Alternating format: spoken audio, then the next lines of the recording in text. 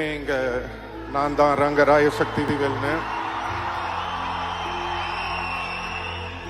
அந்த டயலாக் வந்ததுக்கு அப்புறமா சோஷியல் மீடியால எல்லா இடத்துலயும் நான் ஒரு விஷயம் பாக்குறேன். கமல் சாருக்கு அப்புறம் இவரு தான் அந்த இடத்த பிடிக்க போறாரு. ஸோ கமல் சார் இவருக்கு அந்த இடத்த இது பண்ணிருக்காரு அப்படின்லாம் சொல்றீங்க. நான் ஒன்னே ஒன்று சொல்லணும்னு ஆசைப்படுறேன். தேவர் மகன் ஒரு படம் இருக்கு.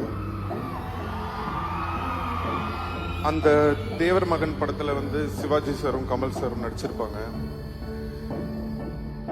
அப்போ சிவாஜி சார் கூட கமல் சார் நடிச்சதுனால it doesn't mean Sivaji sir இடத்துல போய் கமல் சார் உட்காந்துக்கிட்டாருன்னு அர்த்தம் கிடையாது. ஃபர்ஸ்ட் அதை நம்ம புரிஞ்சுக்கணும்.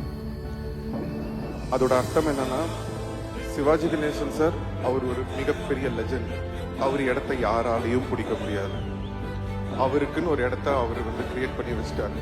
ஆனா அதே மாதிரி கஷ்டப்பட்டு உழைச்சு நடிச்சு நெட்டையா குட்டையா அழகா அசிங்கமா விதமான கேரக்டர் நம்ம யோசிச்சு கூட பார்க்க முடியாத அளவுக்கு அவ்வளோ உழைப்ப போட்டு கஷ்டப்பட்டு தான் அவர் அந்த இடத்துக்கு வந்தாரே தவிர சும்மா அப்படி அவருக்கு அப்புறம் நான் அவர் உட்காரல. அதுதான் நம்ம உலக நாயகன் கமல் சார்.